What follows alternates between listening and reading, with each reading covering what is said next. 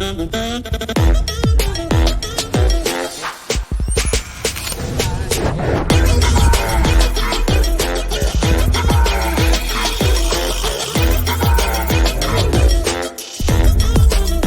share with you experiences, stories, and inspiration to continue our mission to help others through movement and wellness. And I can't wait to continue exploring the impact you have in this world at Optima 2022.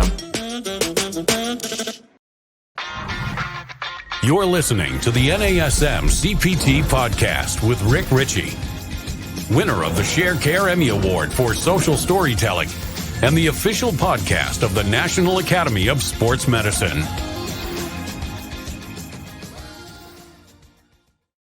Hey, y'all, and welcome to the NASM-CPT Podcast. My name is Richey, and today we're going to talk about periodization for your programming, and we're going to do it kind of in light of the information that we've been focusing on over the last several weeks as we've done a series on hypertrophy training. So we've got this wonderful NASM OPT model that goes through periodization, and so we're just going to discuss maybe a little bit about the research behind periodization and how much and whether or not that's actually helpful to hypertrophy. I guess that's our main focus. And there are some things about periodization that we found to be really helpful in multiple capacities. And periodization versus non-periodized kind of random training has been helpful, but sometimes just regular old exercise without programming has been helpful. But for whom? Let's talk about it. What is periodization? I guess that's the first thing we need to get into. And so according to Plisk and Stone in 2003, they said periodization can be defined as a planned manipulation of training variables to optimize performance, manage fatigue, and prevent stagnation throughout a period of time. So I think in sports, this is really common because sports tend to be seasonal. And when that happens, a lot of sports will have a preseason where they're getting ready and they're starting to really develop their conditioning for performance. And then they have in season, which may not be as intense because in season, you're actually playing games. And so your training doesn't need to be intense, but it does need to continue. And then you maybe, hopefully, let's hope that we get into the postseason, and you get into postseason, and I'm telling you, like, training turns into mostly just a bunch of recovery and stability exercises with some really generally lighter workouts. And then the off season, you take a break for a little bit, and then you go hard in the paint and you start building back on the muscle. You start lifting, start building for strength, depending on, of course, whatever season, whatever sport that you are working towards. Now, for the recreational workouter. Yep, let's stay with it. How is it that you are systematically implementing their training program?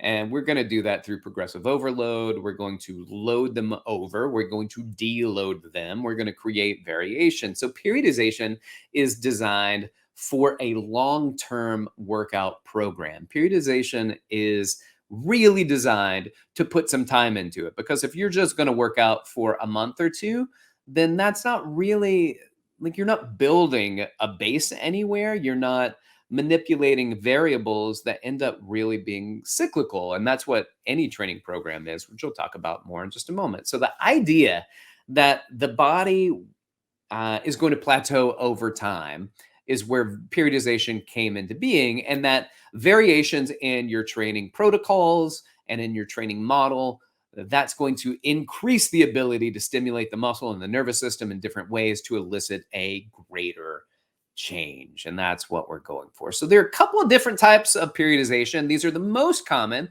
There's something called linear periodization. So Stone and Wathen in 2001 point out that linear periodization is in fact not linear. All periodization models are cyclical in nature, but linear starts, this is how generally we look at linear periodization, and this is where the NASM OPT model fits in, starts with high training volumes and low intensities. So we're doing a lot of reps where our sets are a little bit higher, but the weights that we're using, the intensity that we're using is lower, but you progress. And you end up doing lower overall volume, but you're starting to now increase to higher intensities, higher load. So that's linear periodization. Then there is reverse linear periodization. And reverse linear periodization in Helms et al. 2015, he identifies this as starting at higher intensities and lower volumes, and then moving towards a higher training volumes and lower intensity.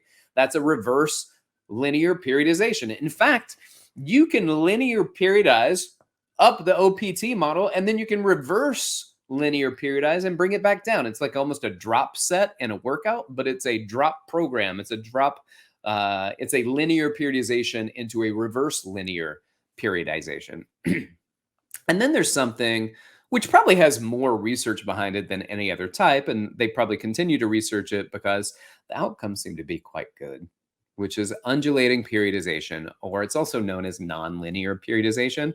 And that's where the load and the intensity change more often than the above. So what you're going to see is that you're going to switch it up on from day to day. You might switch it up from week to week. You might switch it up bi-weekly, but that's not like a monthly switch up.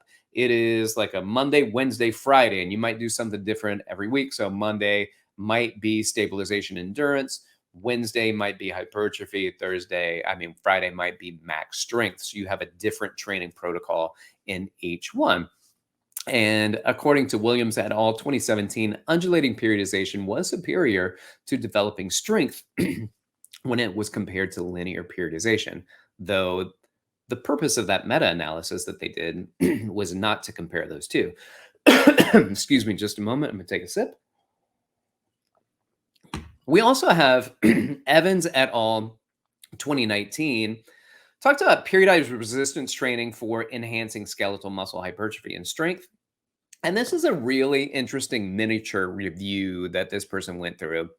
And what he did, or she, I'm not sure if Evans, male or female, studies that compare periodization versus non-periodization, and they do see some differences.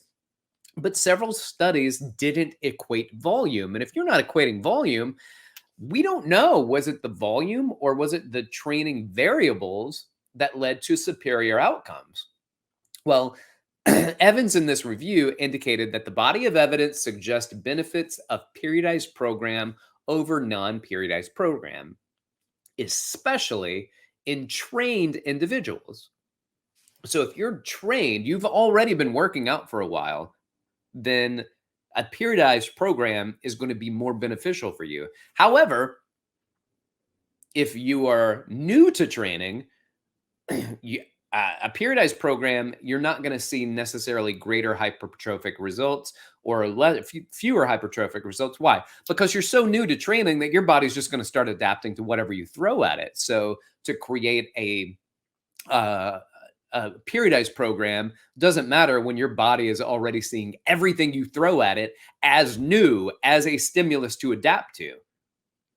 But if you're a trained individual, you start to get used to things pretty quick. And so your body needs to switch and turn off that plateau and feed it a different stimulus. So it creates a different permutation every time you're being presented with an exercise program. So I'll also say that most of these studies are focused on strength development and not hypertrophy development. So again, it's not quite fitting into what our goal is when it comes to hypertrophy. But Mosgaard, Beck, Christensen, et al. 2022, they did a meta-analysis and a systematic review. And they point out that periodization is still superior in 1 rep max if you're going for strength outcomes. And then you've got these greater outcomes with trained versus untrained individuals. But they didn't see a big difference when it came to hypertrophy in the untrained individuals. And I think that's what we're talking about here, that if you're new to training, then the periodization isn't as, for hypertrophy's sake, isn't as needed because you're going to get used to everything. Well, what does that mean for us in the OPT model? Well, I think it's important to point out that we still believe that it is important for you to start to develop your stabilization and endurance because you are starting to build more than the muscles. We need to help to strengthen some of the other soft tissue, the ligaments and the tendons. We don't want to put too much pressure, too much tension on them with going into heavy lifts early on, but we also need to build the stability.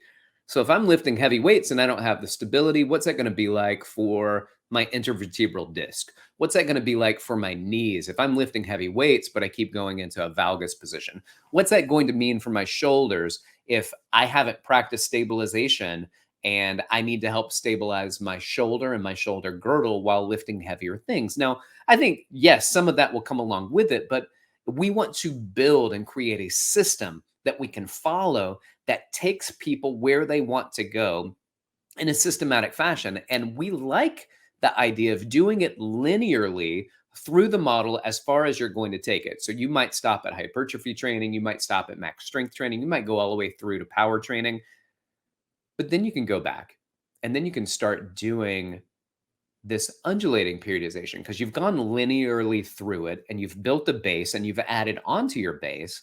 Now you can start doing some of the undulating periodization. You can start playing with which day you want to do what type of exercise or which week you want to do different types of exercises with your clients, and you can progress them from there. So I think it's valuable, especially for people who have been training for a while. So some of you personal trainers are going, man, this is really important. I can see why it's still important for new people, but for hypertrophy, if I've been lifting for a while as a fitness professional, and I'm just kind of going in and saying, oh, I guess it's time to do my regular old lifts.